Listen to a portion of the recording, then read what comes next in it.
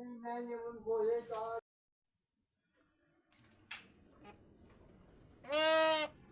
ये बेचारा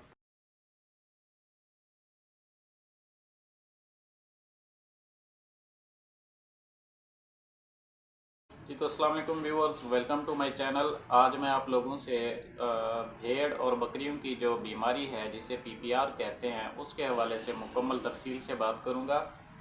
तो इसकी जो पहले नंबर पे हम अलामात जानेंगे कि क्या होती हैं, उसके बाद इसका ट्रीटमेंट क्या होता है, और फिर जो इसकी जो प्रिवेंशन है जो कि हम अपने जानवरों को मज़ीद नुकसान होने, मज़ीद बीमारी से बचाने के लिए हम क्या इक़दाम कर सकते हैं, वो भी मैं आपको तफसील से बताऊंगा। तो सबसे पहले जो बात है इसके इस बीमारी में जो भेड़ बकरी है उसमें सिम्टम्स ये होती हैं कि वो जो फ़ीवर होता है, जो बुखार होता है, वो 104 से लेकर 106 के दरमियान रहता है। खाना पीना बंद कर देते हैं। अचानक जानवर के जो है वज़न में कमी आ जाती है। नाक से और आँखों से पानी बहता है। शुरू में तो ये जो नाक से है पानी रेशा आता है, लेकिन इसके बाद जो है बीमारी जब ज़ोर पकड़ जाती है, शिद्दत अख्तियार कर लेती है, तो ये पानी जो है गाढ़ा हो जाता है और इसका रंग भी पीला हो जाता है। इसके मुंह के जो है इस बीमारी के दौरान जानवरों के जो मुंह है अंदर से और बाहर से दाने और छाले हो जाते हैं।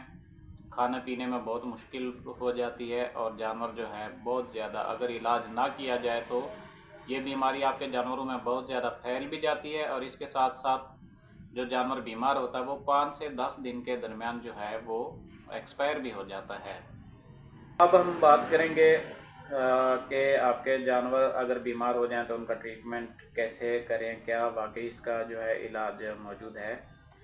तो जो हकीकत है वो ये है कि इस बीमारी का इलाज बिल्कुल, ये बीमारी लाइलाज है, क्योंकि इसका कोई ख़ास ट्रीटमेंट नहीं है, इस वजह से कि ये वायरस की बीमारी है, और वायरस की जो भी बीमारियां होती हैं उन्हें लाइलाज समझा जाता है। लेकिन इसमें जो सिम्टम्स आ रही होती है, आपके जानवर में अलामात आ रही होती है, मिसाल के तौर पे बुखार हो रहा है तो बुखार को कंट्रोल करने के लिए हम दवा देंगे। अगर उसको नज़ला रेशा हो रहा है तो हम कोशिश करेंगे कि उसको एंटीबायोटिक्स का इस्तेमाल करें, टीके लगाएं, जो चीज़ भी है वो इस्तेमाल करें।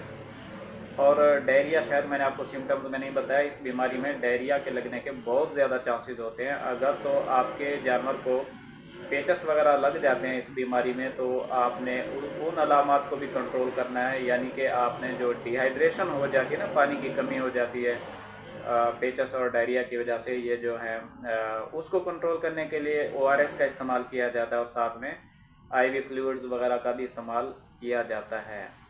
लेकिन अभी मैं आपको कुछ टीकों के नाम और उसकी खुराक में बता रहा हूँ। तो आपने, अगर आपके आसपास कोई वेटनरी डॉक्टर नहीं है तो आप खुद भी अपने जानवरों का इलाज कर सकते हैं, ताकि आपके जानवरों की जो है जान बच सके और मज़ीद जानवरों में ये बीमारी ना फैले। कुछ मेडिसन्स हैं, अगर आपके जानवर को बुखार है तो मिलॉक्सिकेम फार्मूले में आप कोई भी टीके जो अभी मैं आपको नाम बता रहा हूँ, इनमें से कोई भी एक टीका जो है लेके उसको आप इस्तेमाल करा सकते हैं। मेरे पास इस टाइम जो है मिलॉक्सीटेन इंजेक्शन पड़ा हुआ है, इसका फार्मूला है मिलॉक्सिकेम फार्मूला है, और जो टीके के नाम है मुख्तलिफ़ कंपनियों के मुख्तलिफ होते हैं। तो साथ में जो है ना ये अगर मिलॉक्सीटेन है, आप वीटाफिनेक प्लस भी ले सकते हैं, उसमें भी यही फार्मूला होता है। अगर वीटाफिनेक प्लस नहीं है तो आप मेलोनेक इंजेक्शन ले सकते हैं। ये मैं वो टीके बता रहा हूँ जो कि ईज़िली आपको मिल जाते हैं वेटनरी मेडिकल स्टोर में, जो भी होगा तो वहाँ पे आपको मिल जाएंगे।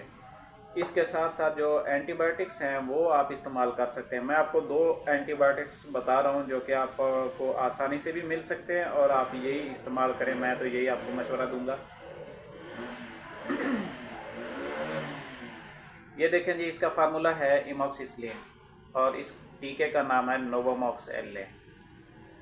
इस फार्मूले में आप एलमॉक्स LA का टीका भी ले सकते हैं जो कि बाज़ार में मिल जाता है, और इसके अलावा जो है ये नोवोमॉक्स LA मैंने आपको बताया, और भी बहुत सारे एमॉक्सिसिलिन। सिर्फ आपने एमॉक्सिसिलिन जो है वो फार्मूला जो है उस फार्मूले में वहाँ से जाके कोई अच्छा सा टीका ले लेना है।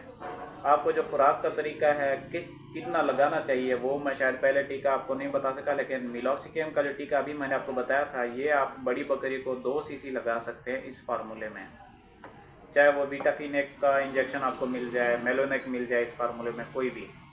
तो दूसरे नंबर पे जो मैं ये टीका बता रहा हूँ ये आप 1 सीसी फ़ी किलो जिस्मानी फ़ी 10 किलो जिस्मानी वज़न के हिसाब से लगा सकते हैं।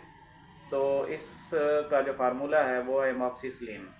ये आप अगर तो आपकी बकरी का वज़न है 20 किलो तो आप 2 सीसी भी लगा सकते हैं या थोड़ी खुराक बढ़ा सकते हैं।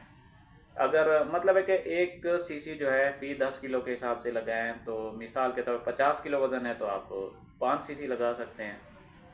अगर इस फार्मूले में आपको ये टीका भी ना मिले, एल्मॉक्स एल भी ना मिले, तो आप दूसरा एंटीबायोटिक मैं बता रहा हूँ वो आप मेडिकल स्टोर से ले सकते हैं।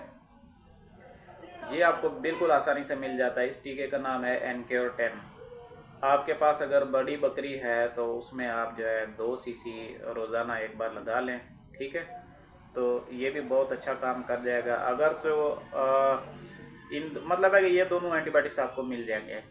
और साथ में ताकत का कोई भी टीका इस्तेमाल कर लें आप, विटामिन बी कॉम्प्लेक्स इस्तेमाल कर लें। इससे क्या होगा कि बकरे में जो स्ट्रेस आ जाती है ना, इस बीमारी में जहनी तनाव आ जाता है, बेचैनी आ जाती है। ये टीका एक तो ताकत के लिए भी इस्तेमाल कर सकते हैं और उसके जो तनाव है, जहनी तनाव, स्ट्रेस है, उसको भी कम करने के लिए ये टीका इस्तेमाल किया जा सकता है।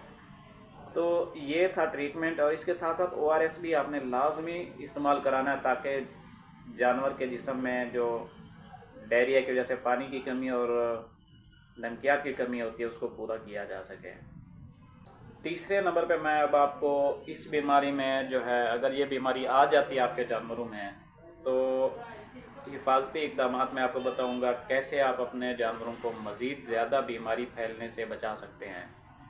देखिए, ये सबसे पहले जो है, अगर आपके जानवर बीमार नहीं है तो वैक्सीनेशन, आप वैक्सीन कर लें जानवरों में, तो ये बीमारी आने के बहुत कम चांसेस हो जाते हैं क्योंकि उनका जो इम्यून सिस्टम होता है, क़ुव्वत मुदाफ़ियत होती है, वो वैक्सीन की वजह से पावरफुल ताकतवर हो जाती है, ठीक है जी।